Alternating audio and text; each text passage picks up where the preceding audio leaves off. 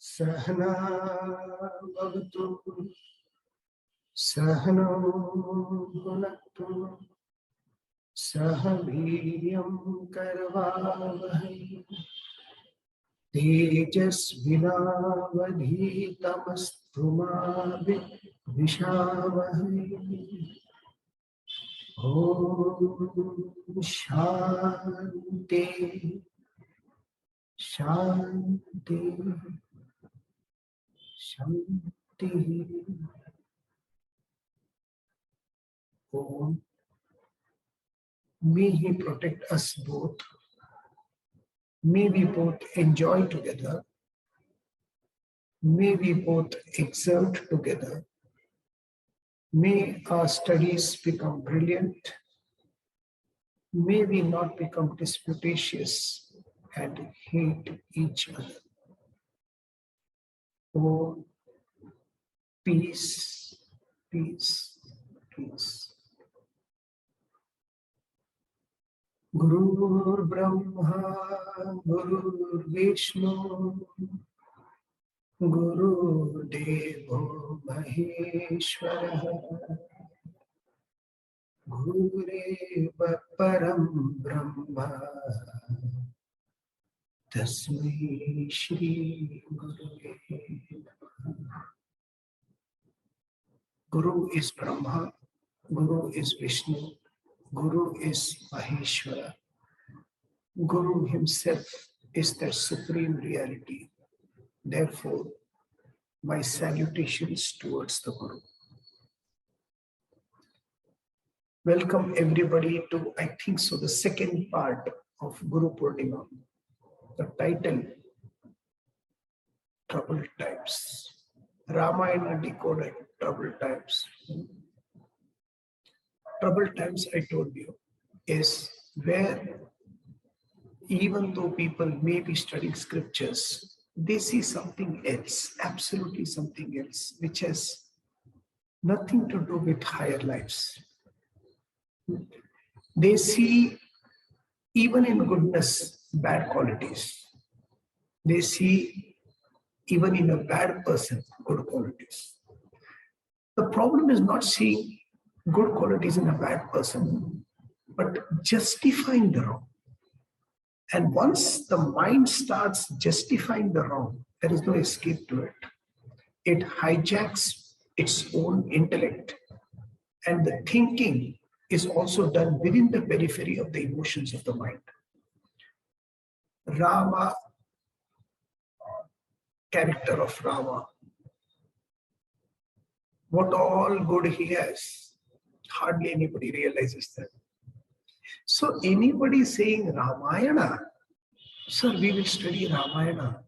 I did, as I met one of the classes, there was this person, and she said, sir, I'm telling you one thing, but even before listening to Ramayana, Rama was a very bad husband.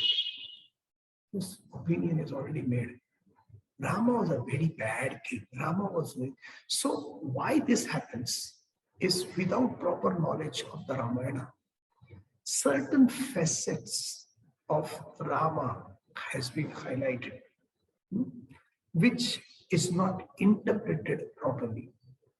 And it's easier to see the negative and saying, this was a negative quality of Rama. So what happens, as soon as I see a negative quality somewhere, it's easier for me to discard that personality as a role model. I don't like him. Why? Because of so and so.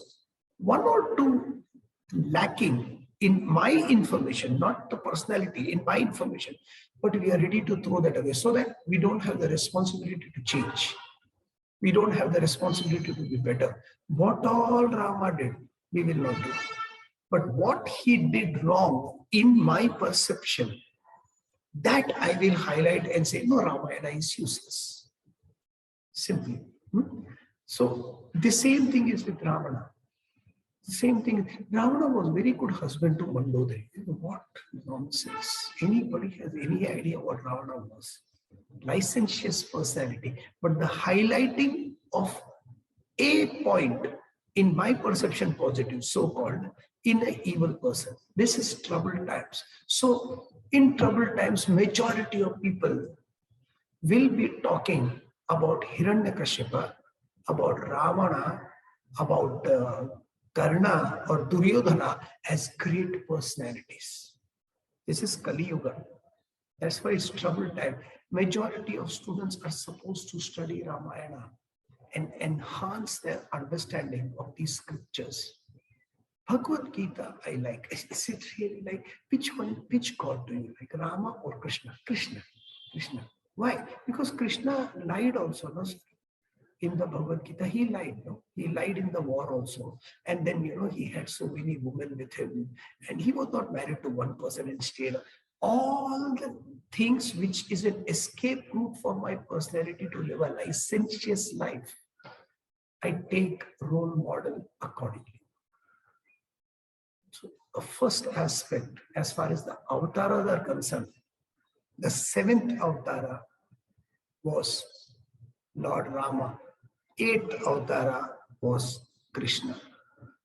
So first, understand the story of Rama.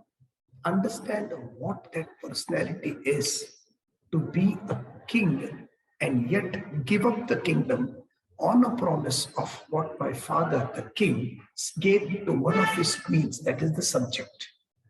So when you understand the sacrifices that king, that person had gone through, when you understand the sacrifices Sita had gone through, when you understand the sacrifices Rama and Bharata have gone through, the characters become so alive that you start appreciating these characters and we start trying to understand them properly. And then our life is enhanced. Therefore, troubled times, let's hope the trouble doesn't last anymore. So last class, I think so, we stopped at one person came to Rama and Lakshmana in the jungle disguised. And that disguised person was Hanuman. He was sent by Sugriva, who was a king banished from his own kingdom into the jungle of Kishkinda. And when Hanuman saw these two princes, he said, okay, they are, looking out for their own wife, Rama, and we'll try to help. So Hanuman took both of them and brought to Sugriva. Sugriva was sitting on a stone, no throne, so on a stone, and he heard Rama's grievances and said that, listen, I have got a monkey full of monkey armies I've got, and I'll send them to every corner of India. Don't worry, we'll find where Sita Mata is. You don't worry about it. That's my promise. But if you can help me also in one thing. See, Rama said, please tell me what it is. See, my brother was very loving to me. But one day what happened was there was this Asura who came called Mayavi, and he challenged my brother Wali to a fight. My brother never shielded from a fight, never ran away from a fight. So he accepted the challenge and ran. I ran behind him. Mayavi went into a particular cave and disappeared. So my brother Wali told me, listen, Sugriva, I'm going inside the cave behind him. We'll be fighting. I will certainly kill him and come out. In case I don't come out, and that Asura is supposed to come out, I will shout, so you will come to know. Then do one thing, take this huge boulder and cover the mouth of the cave so that he doesn't come out, otherwise he'll wreak havoc in the kingdom. Sugriva said, okay. And as the fight went on with Wali and that Mayavi died. While dying, he said, Sugriva, help me. And then he kept quiet. And then out of the cave, blood flowed. When the blood flowed, Sugriva thought, oh my God, my brother is dead. And as per his instructions, he put the boulder on the mouth of the cave. Mayavi was trapped. He came to the kingdom and ruled wisely. After a certain 6 months, a year, 2 years perhaps, Sugriva came on the road.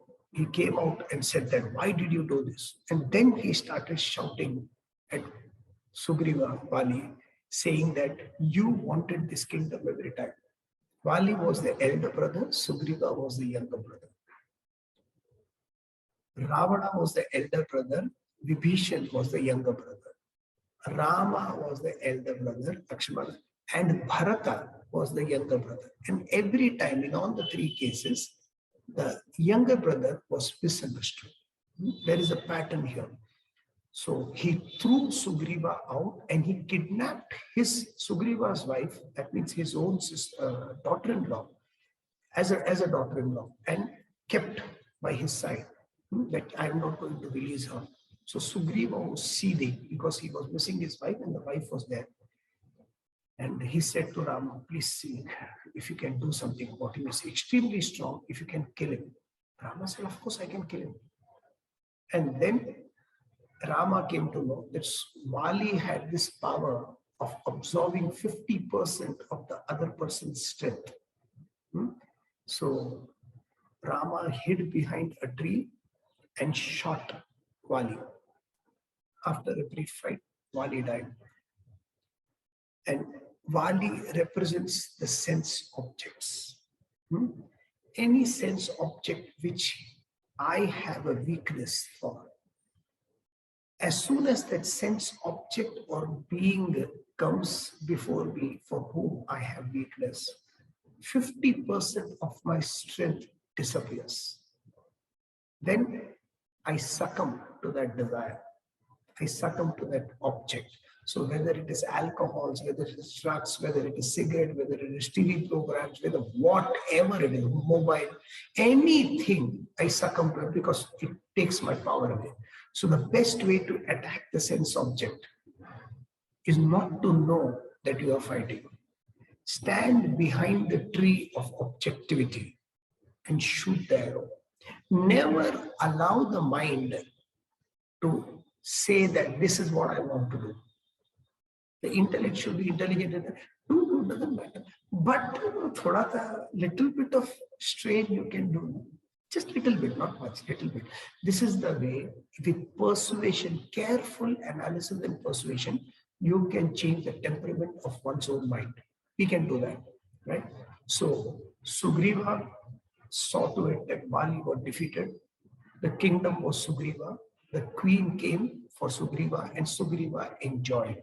He loved the whole thing. He did whatever he could do for the administration and he sent armies everywhere. All of them. Angat was saying, I can jump 6 feet. Somebody said, I can jump 100 yojanas. Hanuman was keeping quiet. And then Jambavan said, Hanuman, you know what you can do, right? He said, no, I can jump maybe 100 or 200 feet, not more than that. No, you can't jump. I'm sorry. You can fly. It seems at childhood, Hanuman was very mischievous. So he went to eat the sun. And some rishi, some god, cursed him, saying that you will forget that you can fly until the required time comes and you're reminded thereof. Everybody, symbolism. I'm explaining each and every episode with a little bit of symbolism. Each and every one has a talent. Somebody has a talent for singing, somebody has a talent for dancing, somebody has a talent for painting, a poetry recital, speech. There are 1,000, dime a dozen people with so many talents. But until those talents have a vision of the higher, doing something for somebody else, an unselfish goal, a selfless goal in life, till then that talent is not used. So if the talent is used, but it is only for selfish reasons, the talent disappears. So you have to use it and use it for a higher cause. Here, Hanuman had to use it for the sake of Rama's wife, Sita. And he was extremely devoted to Rama. He said, for Rama, I can do anything. That was the power of Hanuman. So all the strength of Hanuman, the original Superman of the world, all the power came from this one thought of Rama, completely dedicated to that supreme reality. If this is needed, it needs to be done. Nobody in the world can stop such a person. Vali is killing, and when Vali died, he asked these questions also to Rama. He said, listen, first of all, I don't know why did you kill me? because you are like a hired assassin. You're not supposed to kill me. Second, I was a friend of Ravana. If you had told me just that, okay, I need Sugriva's help to look out for my wife Sita, I would have just gone and talked to Ravana and he would have handed over Sita to you. And Maryada Purushottam Ram, the huge man, Uttam, Purusho mein Uttam, the greatest of men, has to hide behind a tree and shoot a monkey. That brave you are. Can you answer these questions? So Rama said, yes, Kishkinda comes under Ayodhya. On Ayodhya, the throne is my slippers. So rightfully, I am still the king. And therefore, anything wrong happening in my area, I have to stand guard. Can't keep my eyes closed and say, "Jaane to hota hai, apna ghar to theek hai na. Let it happen. At least our house is alright. We are getting food to eat. No, we don't have a problem." No. Any rightful person has the right to stand up against atrocities, against injustice. Therefore, I had to fight. Second, he says, I don't have enmity with you, but you were a bad person. And if I had come to you saying that, listen, Ravana has kidnapped Sita, what would you have done? You have not understood the malady what I am going through because you have kidnapped your brother's wife. So how are you going to understand my problem? And third, he says, I am a human being. You are a monkey. There are no rules of warfare between humans and animals. I'll put the other way around.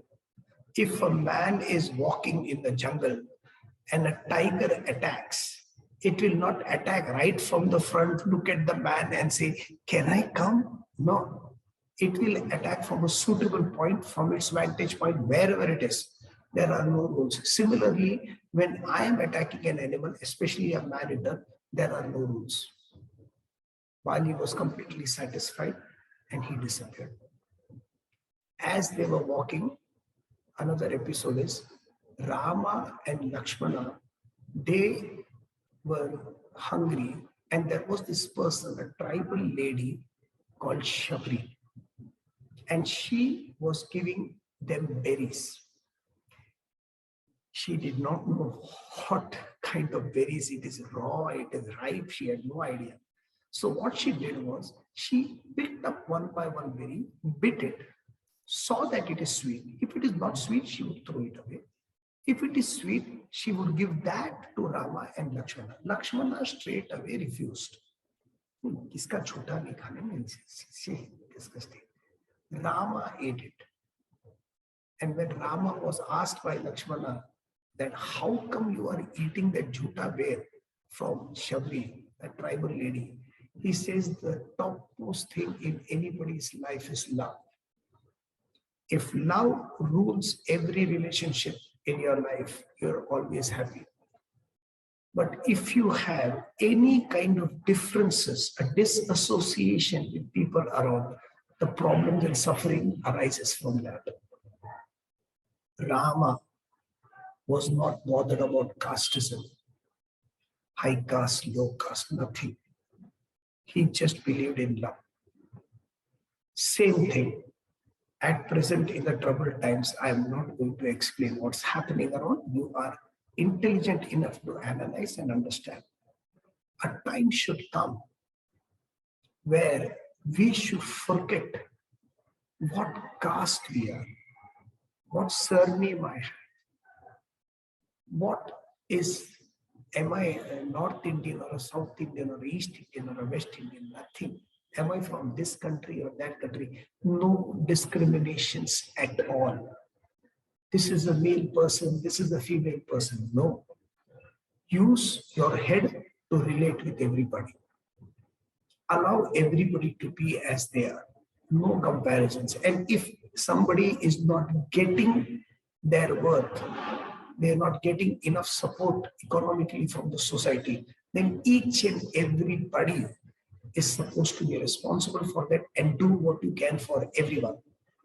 Not individuals, not my caste and your caste. Nothing. Okay. So that's a beautiful aspect. The whole book of Manisha Panchakam is based on this casteism. He was a Chandala, he was a Brahmin. Big deal. What difference does it make? We are all human beings. We have the same blood. We have the same sinews, same muscles. We have every emotion the same. If I cry, if something happens to my child, the same thing, somebody else will also cry, whether the person has money or not, whether he's by religion or not. The emotions are the same. The intellectual ideas and ideologies of doing good to the society are the same. Let's remove all these demarcations and function as a beautiful unit. Just as my human body is functioning so beautifully, though hands function is different from my legs function, and my legs function is different from my mouth's function. Yet there is a camaraderie, there is a togetherness amongst all of us. So this is Rama, Lakshmana, and Shamli. They find out that Sita is there, and when they find out Sita is there in Lanka, she is sitting in a forest. Ashoka Vanam. Shoka, sadness. Ashoka, no sadness. She is not going to the palace. She is not staying with Ravana. She is staying in the forest, the garden. And there she is constantly chanting, Rama, where is Rama? Where is Rama? Where? It is that attitude of looking for Rama, the husband. And as Rama doesn't come, she gets more and more sad. And then she sees that Rama's ring is fallen before him, and that is Hanuman. So Hanuman has dropped Rama's ring and says he is coming. They build a bridge, and over the bridge they come. All the monkeys, Rama, Lakshmana, everybody comes. Vibhishan, the brother of Ravana, tells Ravana that this is not good what you're doing. You have kidnapped somebody else's wife. You please give her back to him, and we will be saved. Ravana says no, because constant arrogance and ego, the biggest problem, the worst quality in any amongst all the qualities is this vanity, ego. Because it is the ego that has to admit that I'm wrong. And the ego never admits it's wrong. So Ravana never admitted. And Vibhishan said, listen, I am not going to stay here, I am going. And he leaves his own folks and lands up in the party of Rama. And he helps Rama with a lot of nitty-gritties about what to fight and how to fight everybody. Kumbhakarna was there, Ravana's brother. Indrajit was there, his son, and Ravana, the main guys. The rest were all asuras. The fight issued. Indrajit came, and then I'm not going into the details of it, as you know. So the Indrajit came, and Indrajit was vanquished. He did not know what to do. So in between there is a story where his arrow came and hit Lakshmana, and Hanuman had to go and get the Sanjeevani beauty, and he did not know that. So he went and got the kingdom, the whole mountain. So all these stories are there. Small stories. These are stories are very good for children. They very enjoy. Hanuman took the mountain. Yeah, she was flying like this. All these things they enjoy. After that, the fight resumed, and suddenly Indrajit came to know that he is losing the battle with Lakshmana. So what he did? He disappeared from the battlefield. He disappeared from the battlefield, and then somebody found out where it is. Where is he? He's not there in the battlefield. And he knew a lot of magic. That's what they say. So he ran off. Vibhishan said he must be doing puja. Asuras also do a lot of puja. Not. So many times you see temple, all the Asuric people also there, vicious people. But they pray for their own welfare. I want more money, I want more name, fame, power, position in the society. People should respect me. I should have more followers. All these things, Asuric quality. He's doing the puja to become more powerful. 40 days puja it is. He says, if he completes 40 days, nobody can defeat him. So Hanuman and his band of monkeys go there on the 36th day and destroy the Yagasha. After that, it's easy to defeat Indrajit or Meghnad. So this is one thing. Kumbhakarna also came and fought, but he lost. Whatever strength he had, he could not deal with anything because he had the power to kill everybody. But there was a saying that if he is woken up from his sleep, that will be the day of his death. And that's what exactly happened. Why I'm giving you these two examples is, whenever I am doing any action, these two possibilities can be done. The first possibility is I am supposed to work full hand, but in between itself, something happens and I can't do it. So whatever hard work I did for the 36 days, as far as Indrajit is concerned, is destroyed. Pura mehnat pani phir diya, bekar ho gaya. One. Second is Kumbhakarna, where all the energy, all the talent comes to complete zero. So either the result is not there at all, or the result is ulta. These are the two obstacles of action. These are only towards people who are asuric and selfish by nature. When a person is not selfish or selfless by nature, then these impediments and obstacles don't come. Whatever they do, the result is guaranteed. They don't even look back to see the result. That's the beauty of these masters. They don't look back who called, who said this, nothing. They just continue the journey. They are in a journey. If somebody comes with them, fine. If somebody don't come with them, fine. Be happy where you are. So both of them were killed. Ravana came, and ultimately Ravana himself was killed. When Ravana was killed, Vibhishan, standing by the side of Rama, did not know what to do, because elder brother at that time, not now, it's supposed to be, but at that time, elder brother is supposed to be like father.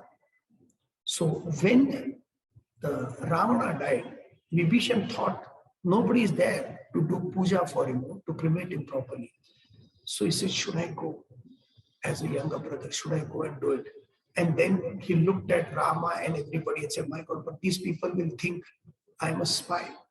I still have affinity toward them. He did not know what to do. Rama said that it's your brother who's as good as your father. If you don't go and do your oblations to him, then I will. And Rama killed him, Ravana. But that attitude, I'm saying, and Vibhishan was allowed to do the oblations. Then Rama said, we have one, bring Sita.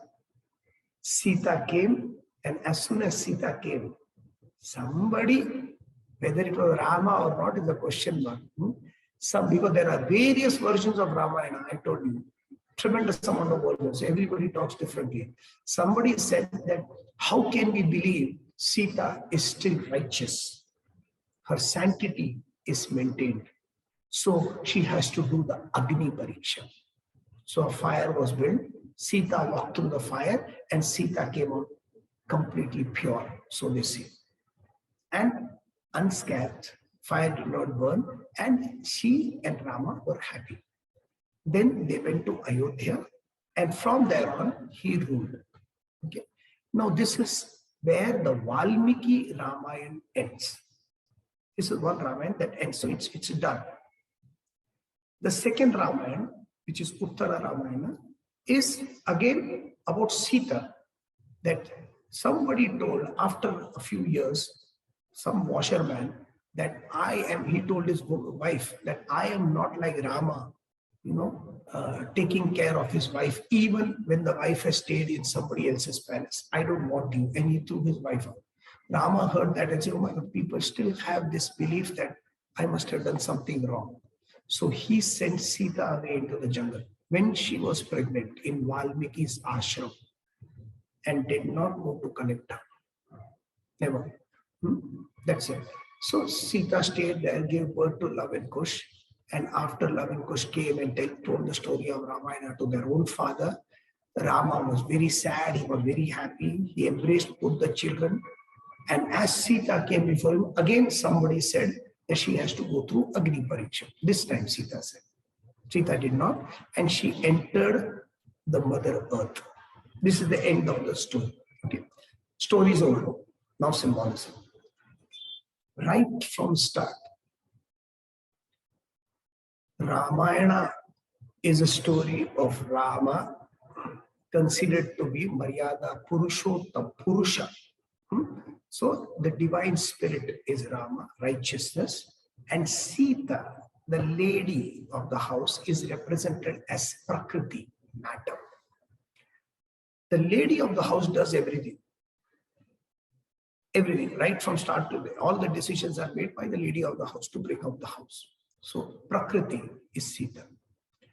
And that is the Jivatma. Sita represents the Jivatma, us. Okay, so Sita is not a woman. Sita is not a girl. Sita is not a lady. Sita is me, us, all of us, Jivatma, the combination of Jiva, body, mind, and intellect, and Atma, the self. Okay? This Jivatma, when it is associated with that divine principle, that supreme reality, it has no complaints. It is absolutely happy. It doesn't want anything. There are no desires inside saying this should be done and that should be done, because it's completely contented. The Jiva Atma is completely contented in the Paramatma. Like Sita was extremely happy with Rama. After a period of staying together, this association of Jivatma with the supreme reality is forgotten. And Jivatma, for the first time in its life, builds a different desire, saying, I want that. Golden deer in this case. So the Jivatma says, I want that from the world. This object, this being, that person is going to make me happy. I love him. I love her. That object I need, sir. Everything is all right. But if I get a Mercedes Benz, I tell you, my dream is, oh, if I get a BMW, if I get a bicycle, something or the other, I get outside in the world, I'm happy. I'm doing so much for everybody. If only people respect me a little more. People should respect me. People should say, Namaskar, sir. More the expectations from the world, the more the agitations of unfulfilled desires. Because never, again, never will your desires get fulfilled completely. There will always be something left, and that unfulfilled desire will create stress and agitation.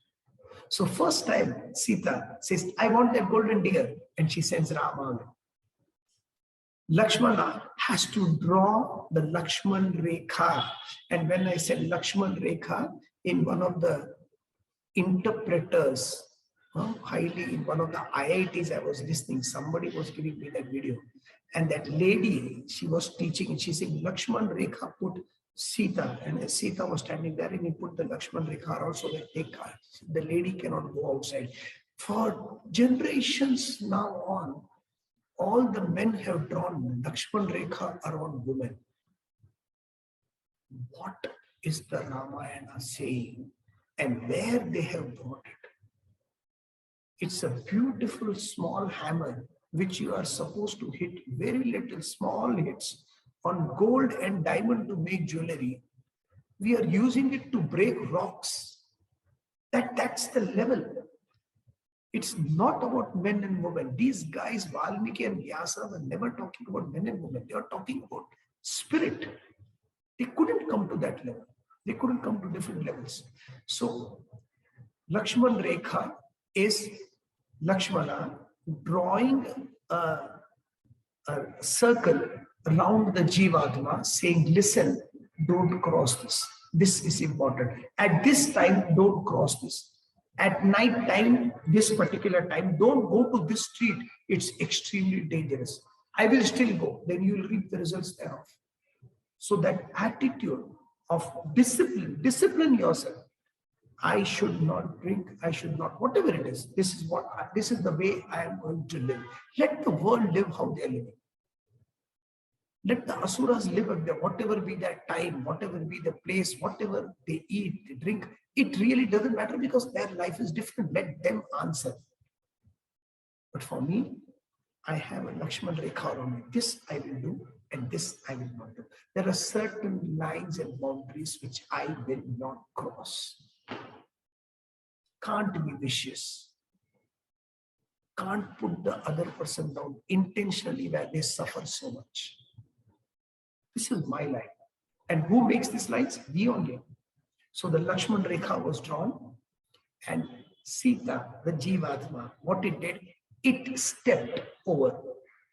And as soon as it stepped over, Ravana, the 10-headed monster, 5 sense organs of action and perception, that is the physical body, mind, and intellect, drags the Jivatma and takes it away. And for the first time in Sita, Jivatma's life, Rama, the Purusha, is not there.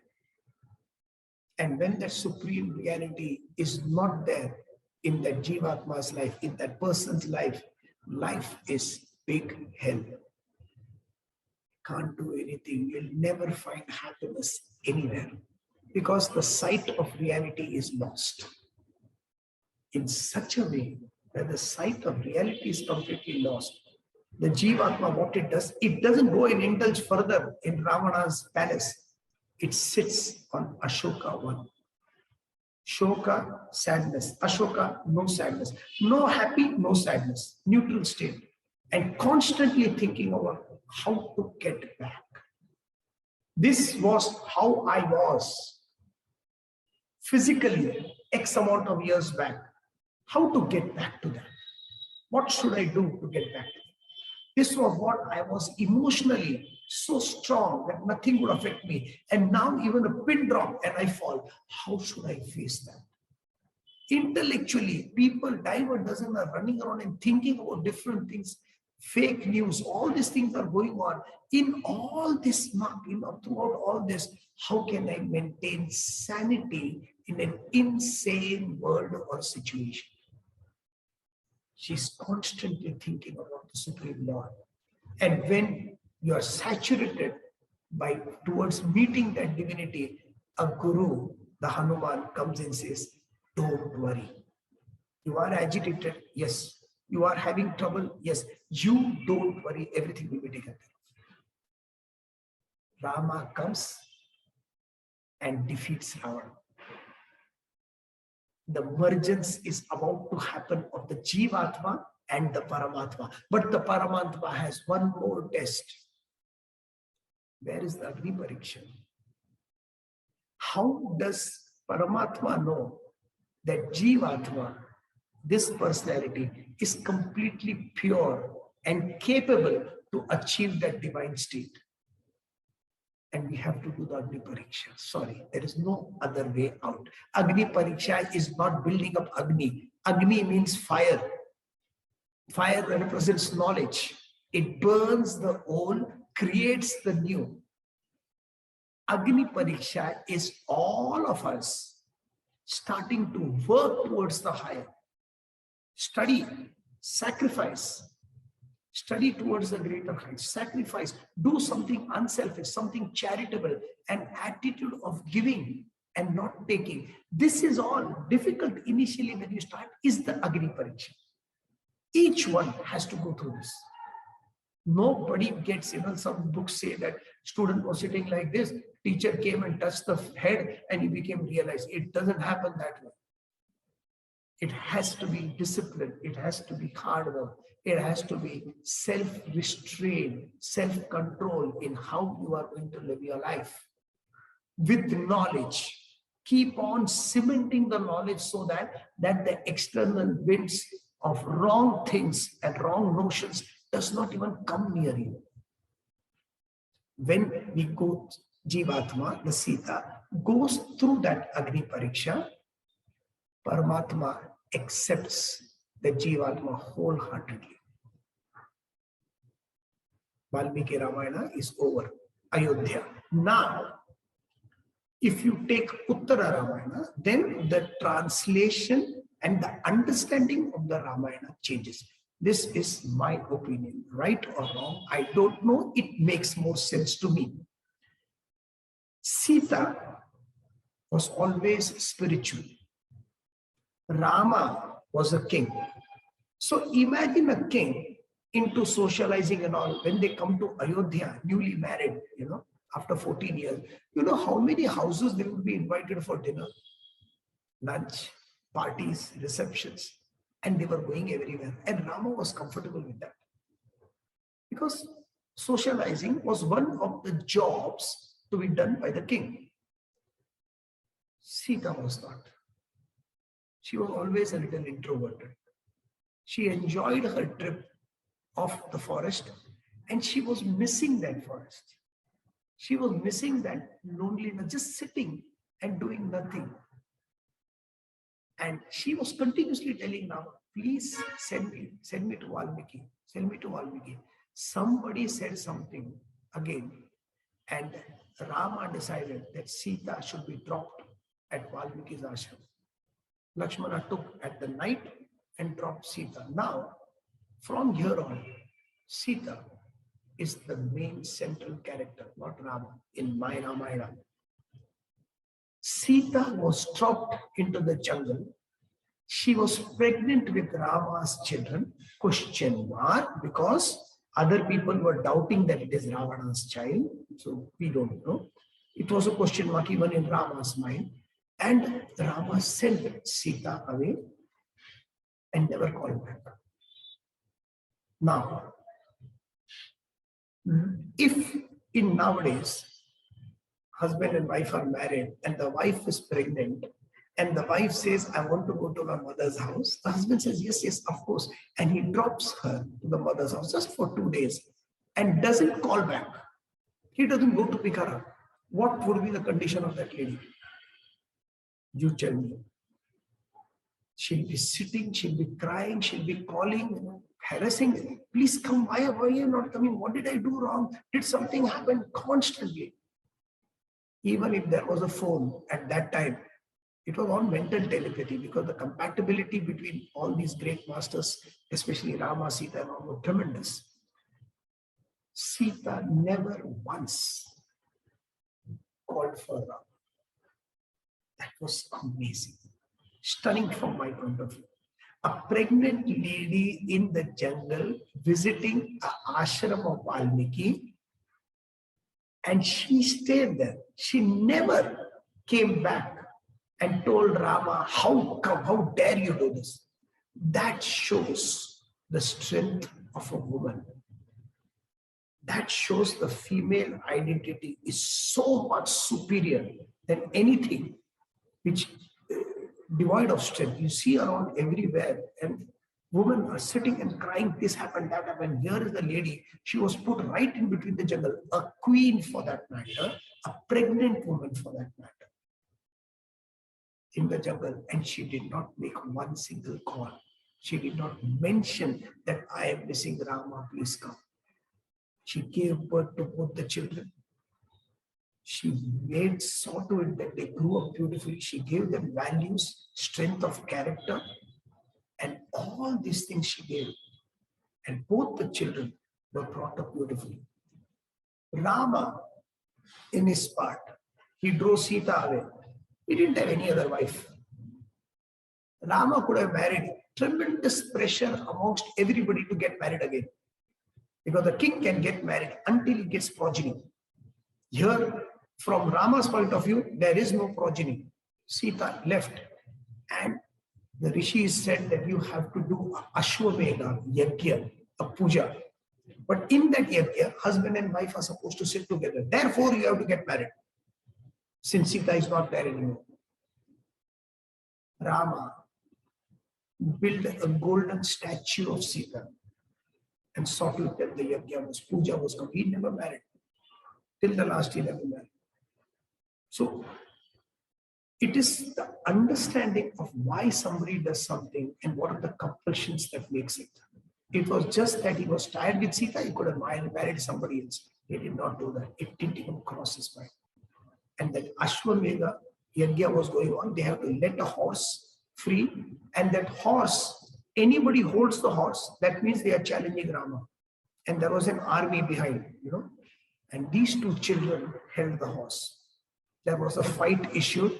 Shatrughna came, Lakshmana came, and they were defeated by these two boys. Hanuman came and Hanuman was defeated and he was tied in with the tree. It is said that Hanuman already knew what they were and therefore he allowed it to happen. But everybody else was getting defeated. Rama came and there was a fight between Rama and Laukush, his sons. And that's where Sita comes before. And Sita holds both the children. Then Rama has a look at Sita. He's got tears in his eyes. He sees both the sons and he goes, these are my children. Sita gives the children both love and kush to Rama. There again, some wise guy, I don't know, throughout the Ramayana, there is this one champion, maybe it's the same voice, again is asking that how do we know Sita is pure while living in the Valmiki jungle? And this time, Sita doesn't give Agni Pariksha. First time she gave Agni Pariksha. So the thought can be she knew what is going on in Rama's mind. Rama did not want the Agni Pariksha, but she knew that if she comes without the Agni Pariksha, what will other people think? And therefore, it was her decision to go through that fire. Symbolic fire of knowledge. It was her decision. Second time, again the society demands, she doesn't do it. She just splits the earth and goes inside the earth because she was born there. She was seen there first by Janaka in the mud. So she called the earth Mother Earth. She went back to her mother.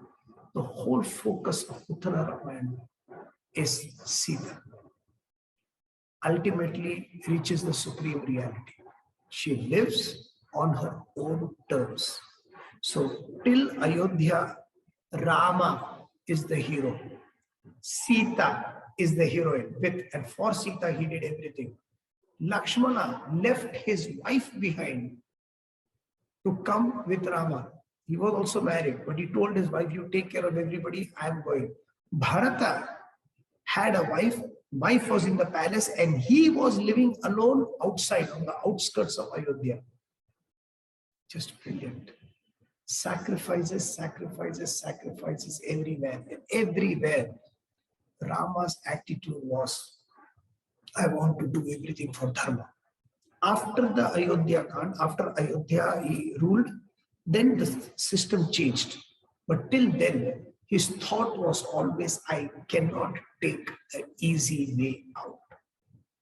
I cannot. So Rama called also after that, Sita, come, but then she wouldn't.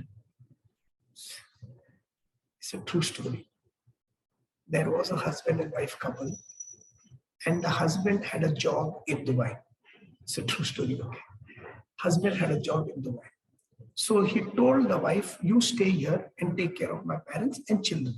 The children were also here because they were schooling here. And husband never came. He didn't want to come. So once or twice he would come, for a week or something and go back again. Eventually, the children were all settled. The wife decided to go and live with the husband in Dubai. She went there. She stayed there for 1 week. She used to come to our classes, so I know. She stayed there for 1 week and then she came back. And she said, sir, I rejoined my husband after a lot of violence. It was fun. I said, so you had a good time. And stay there. Now children are all settled, so you don't have any problem. She says, sir, now I don't want to be with him. I was like, okay, what is this about? You stopped loving. No, so it's not about love. But when I came, his dependency on me and my independency stood ground. I was so free here. I could do things. Now here I'm not able to do it. I have to cater to that person. And that's not the life I want to live. The wife ultimately divorced the husband. Sita did not want to live with Ram. She did not. Now she was free. She was staying in the jungle. She was staying in Valmiki's ashram. She was doing what she wants to do and how she wants to do it. Complete women's empowerment in Uttara Ramayana. I'm telling you again and again. Whenever any interpretation of Ramayana or Bhagavad Gita or Mahabharata or any granthas, Bible or Quran for that matter, pulls a human being down towards sensuality and materiality and wrong things in life, give that interpretation up and create further interpretations for the current society, for the modern society, which involves each and everyone. When you interpret any grantha, because it can be interpreted, that's the beauty of Vedanta Shastra. Vedanta can interpret every grantha according to the people, what they are facing now, for the now generation, not for people who lived 100 years back or 1,000 years back. So those books have to be relevant now. Those books cannot be continued as study saying, so they did, therefore we should do. No, that is orthodoxy, that is conservatism, that is being dead. Being alive is new interpretations of what a relationship of a man, a woman should be. What the relationship between Jivatma and Paramatma should be. What is the relationship between children and parents should be. What is the relationship between a leader and a country should be.